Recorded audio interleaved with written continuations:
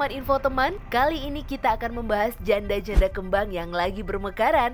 Ada Thalita Latief dan Putri Nabila bersama Madam Ara yang ahli dalam membaca tulisan dan tanda tangan. Lewat media tersebut, Madam Ara akan memberikan masukan-masukan seperti apa sih hal-hal yang harus mereka rubah dari sifat-sifat mereka sehingga bisa membantu kehidupan mereka lebih baik ke depannya. Langsung aja, yang pertama kita bahas Thalita Latief. Di sini kelihatan huruf besar semua nih.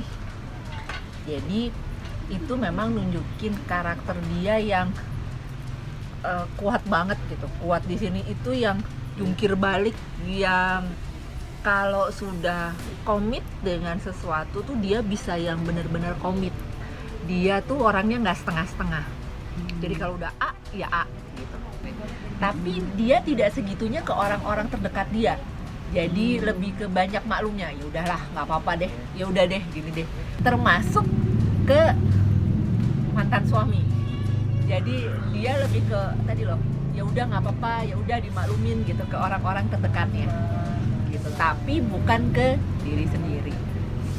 Boleh keras, tapi tidak ada salahnya juga kalau sekali-kali jangan cuma nge-push diri sendiri, tapi juga harus mengapresiasi apa yang sudah dia dapat.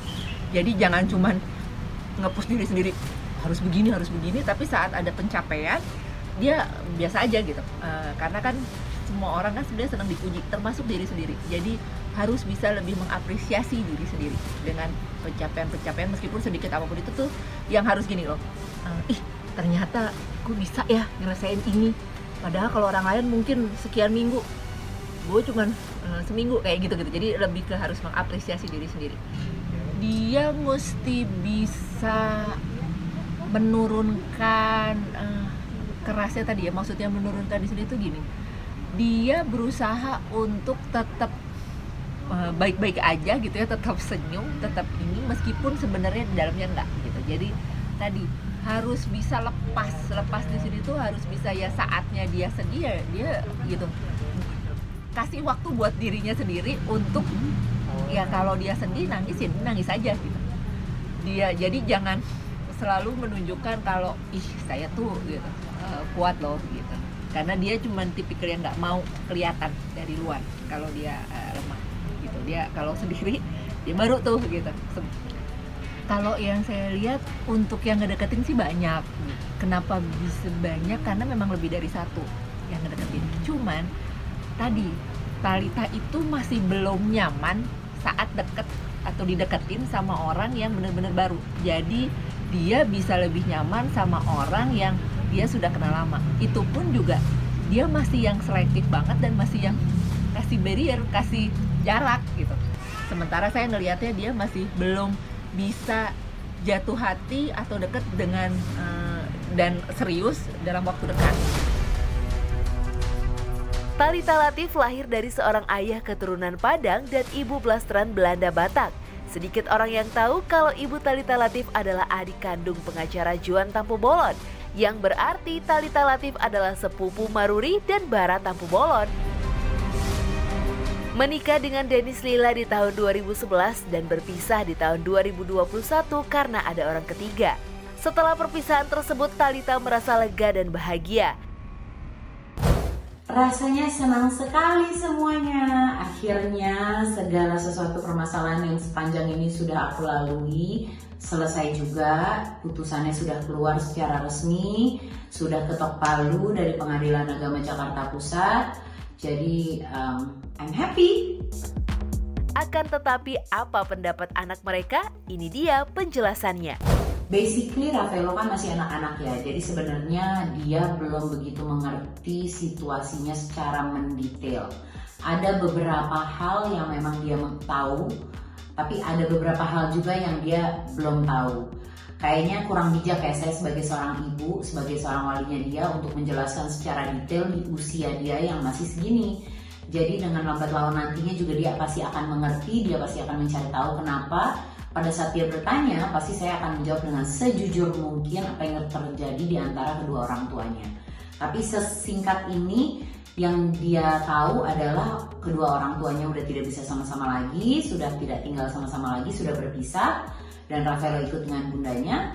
Dan kemarin pada saat pihak kuasa hukum saya, Juan Felix Tampubolon, Maruli Tampubolon, Bara Tampubolon, dan keluarga Tampubolon, itu lawyer saya, kakak-kakak saya sendiri, pas kasih tahu bahwa putusan kita, semua gugatan kita itu dikabulkan beserta hak asuh anak juga jatuh ke tangan saya, Rafaelo lari bilang alhamdulillah ya bunda akhirnya gitu. Jadi kayak dia happy. Kayaknya kalau hak asuh anak nggak mungkin ya sama harta gono gini, karena kalau misalnya hak asuh anak gitu, Rafaelo itu tumbuh besar di keluarga saya dengan bibit bebet bobot yang jelas.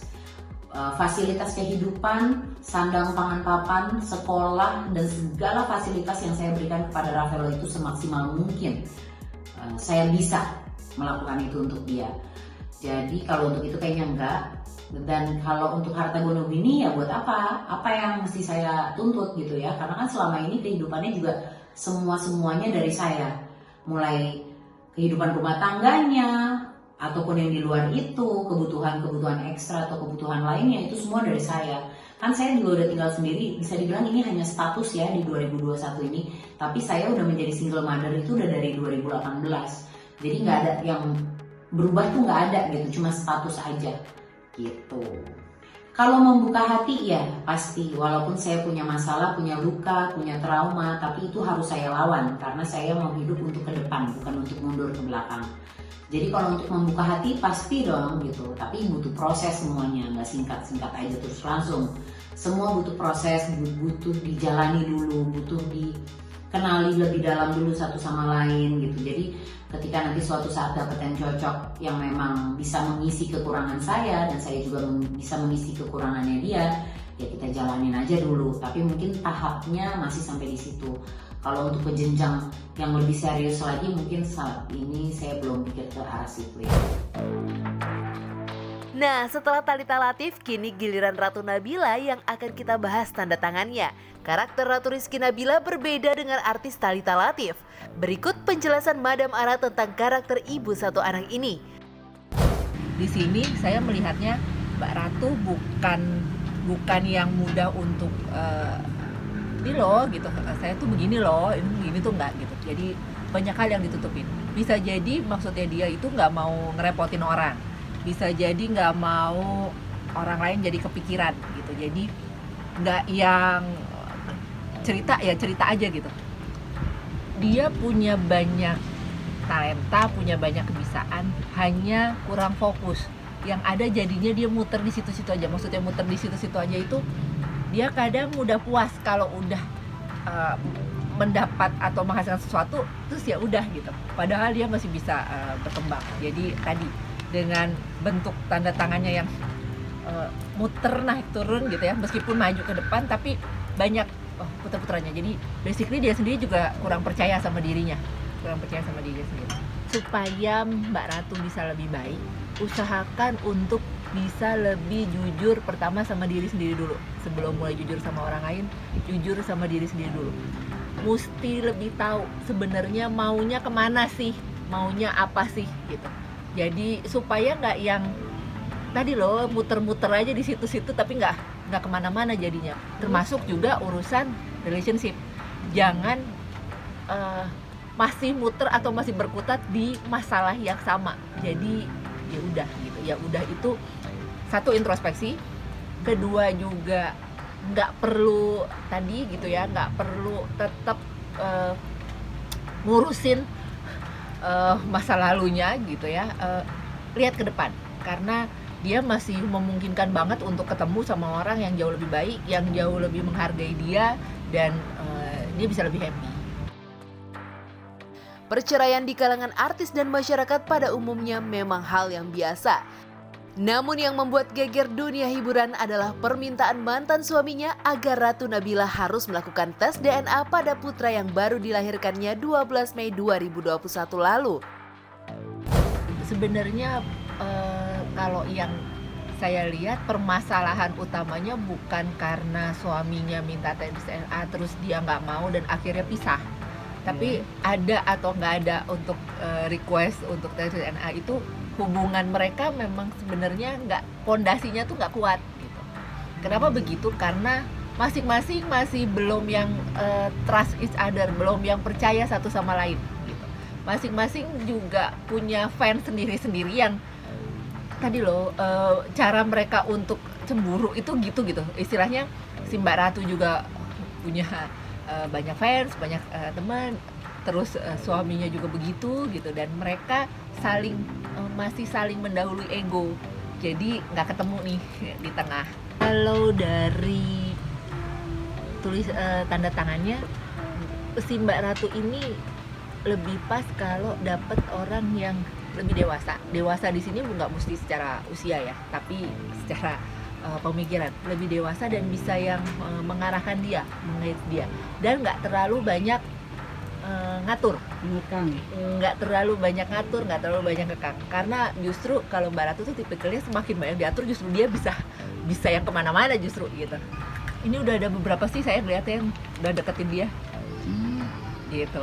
Udah ada beberapa. Nah dari Mbak Ratunya sendiri, ada nggak yang udah srek? Kalau beneran srek belum sebenarnya, tapi dia masih yang nunggu momen untuk go public atau untuk ngomong. Jadi saya ngelihatnya dia masih yang ya udah gitu, deket aja, jalanin aja, tapi masih belum yang mau untuk go public. Ratu Rizky Nabila resmi bercerai dari Alfat Fatir, seorang pemain bola pada 5 Mei 2021. Rumah tangga yang dibangunnya sejak 29 Maret 2021 lalu harus kandas di pengadilan agama. Pelajaran yang bisa diambil, aku merasa bahwa ketika kita dihadapkan ke sesuatu hal, ini terutama untuk aku ya, aku pribadi lumayan tidak setuju kalau mereka berdua kena sanksi sosial. Karena kita sudah berdamai. Jadi saya berharap pelajaran dari penderitaan saya kemarin yang terlihat di TV atau di berita online atau segala macam bisa membuat setidak-tidaknya contoh kecil untuk melupakan hal-hal yang pahit supaya kita bisa lupakan aja gitu. Saat ini Ratu Rizky Nabila hanya ingin masalahnya jangan diungkit oleh siapapun. Karena apa yang sudah tersedia di media kemarin itu sudah cukup menjelaskan beberapa hal tentang permasalahan saya. Nah kalau saya bahas lagi sekarang, itu namanya saya belum berdamai dan belum memaafkan.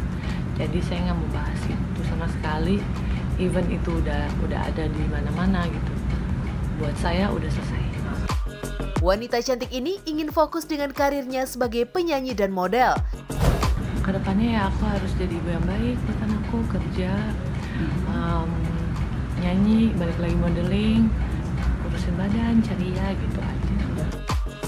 Bahkan Ratu mengatakan saat ini ia sedang sibuk menggarap single baru untuk melupakan masalah yang pernah menderanya. Dari setiap masalah yang dialaminya, wanita kelahiran Jakarta 2 Oktober 1994 ini selalu dapat mengambil hal positif untuk masa depan yang lebih baik. Kalau untuk karir sekarang aku lagi ngerilis single terbaru judulnya Rela.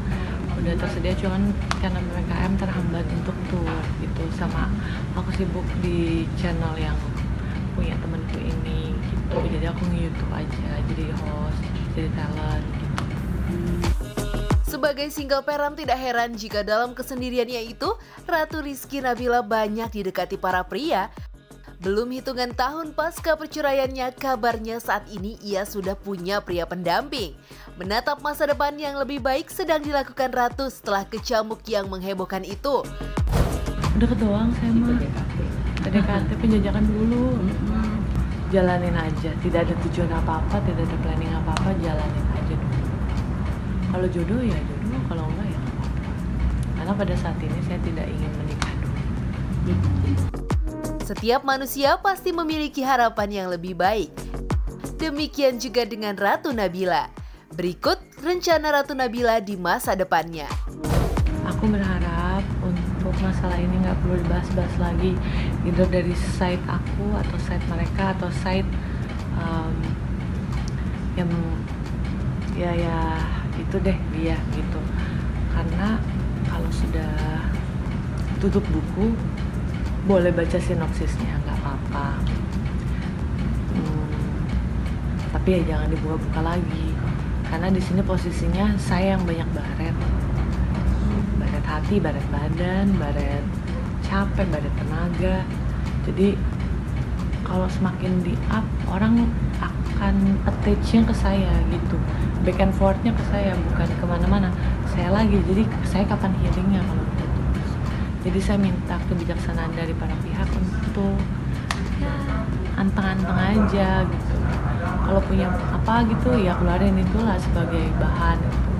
Jangan yang kemarin-kemarin. Buat teman-teman, ikuti terus berita up to date dari Dapur Infotainment ya. Jangan lupa like, subscribe, dan nyalakan tombol loncengnya. Well, see you on the next video.